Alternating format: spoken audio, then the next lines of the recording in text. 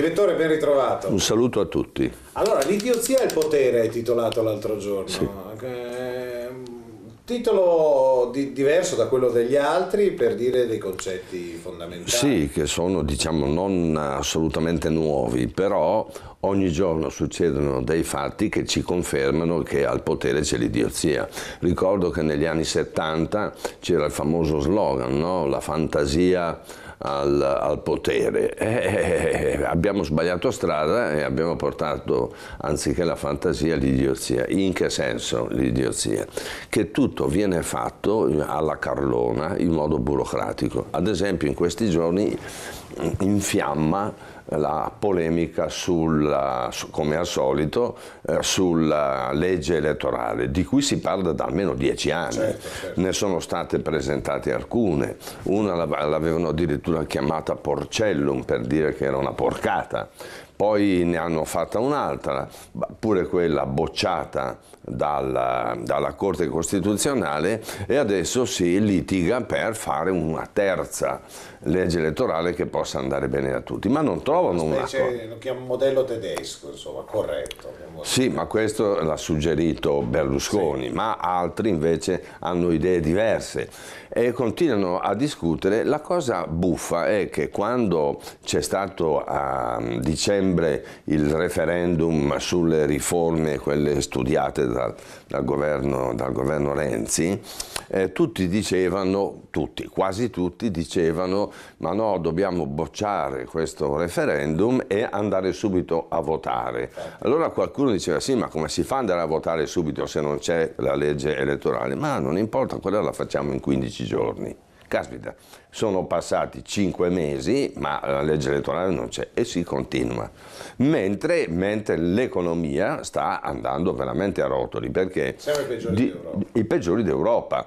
Sono usciti i dati recentemente, noi abbiamo aumentato il PIL dello 0,9, mentre altri sono a 2,5, 2,7, 2,8, quindi ma nessuno se ne preoccupa. Il vero problema è quello che bisogna che ci si rimbocchi le maniche. Invece tutte le norme che riguardano l'economia sono farraginose e impediscono agli imprenditori di lavorare con serenità. Poi c'è una struttura fiscale massacrante, più una serie di altre cose. Per esempio hanno deciso di dare ancora 4 miliardi per gli immigrati, richiedenti asilo, per la gente lì. Il sistema dell'accoglienza.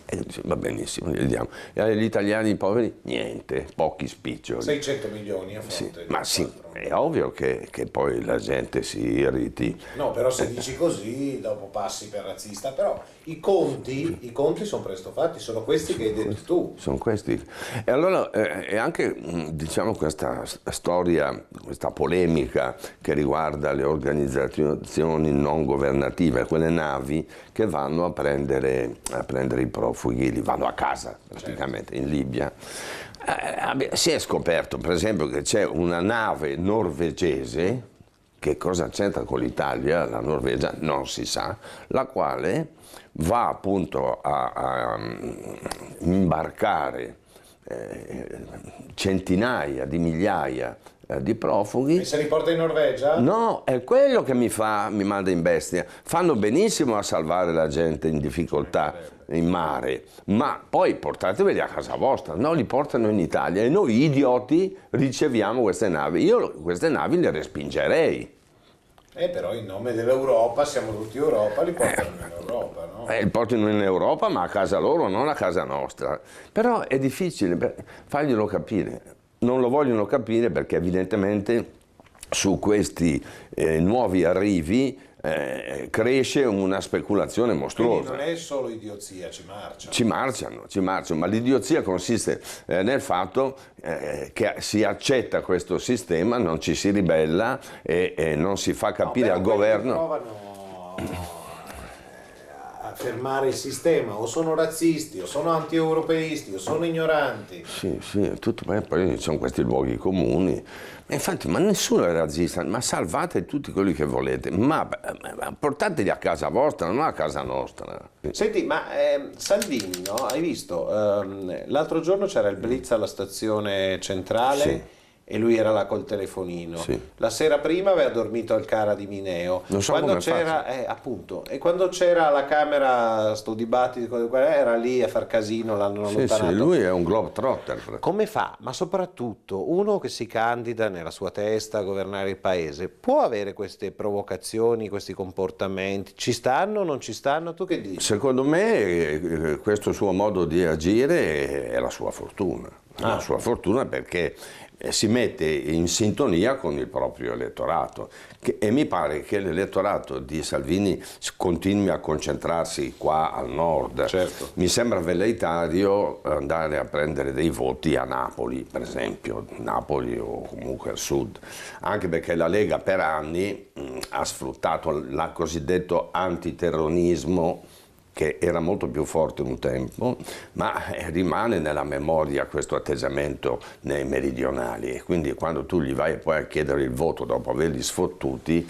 non sono così contenti di dartelo, e temo Che sia una battaglia persa. che sia un po' una battaglia persa o comunque difficile da vincere. Però Salvini rivincerà il congresso, perché a parte che si è fatto delle regole per cui vince, ma... Sì, ma a parte che è bravo, perché scusa, ha preso in mano il partito al 3%, mi sembra di ricordare, forse dal 3, 6, 3, era 7, messo bello... no? Era veramente moribonda la Lega, è arrivato lui e siamo al 12-13, insomma, di fronte ai risultati io mi tolgo sempre il cappello, quindi Salvini sarà intoccabile. In Italia adesso, se si andasse a votare domani, tu voti, non voti, stai a casa, Io telefoni? voterei Salvini. Voteresti Salvini? Sì, voterei Salvini. Lo dico perché è quello che interpreta nel modo magari anche un po' sgangherato, ma dei sentimenti che proviamo tutti. Mi riferisco specialmente all'euro, all'Europa e all'immigrazione, che è un problema, non è un problema, è un problemone.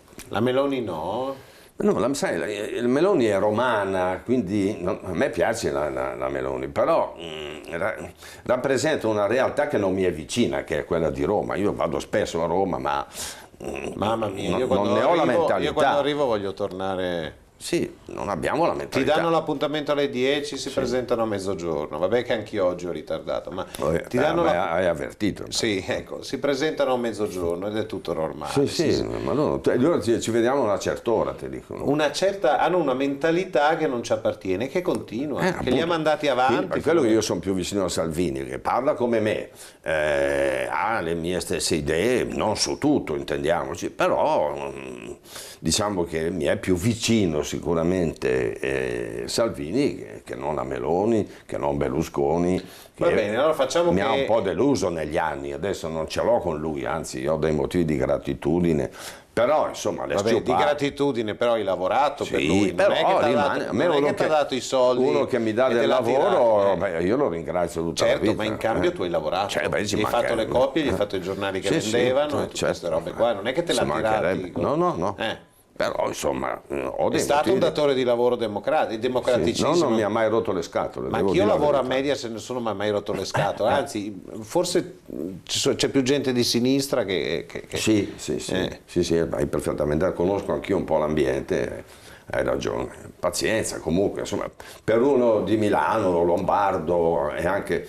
E poi c'è un'altra cosa della Lega che mi piace, il fatto che si stia dando da fare per il referendum sull'autonomia sia del Veneto sia della Lombardia. Là abbiamo già capito che bisogna votare sì. Io voto sì, certo, tu voti sì, io voglio l'autonomia. e gli altri si fottano, che ne so io. L'autonomia non significa staccarsi dalla madre patria, significa soltanto amministrare la regione con i mezzi della regione, mi sembra legittimo.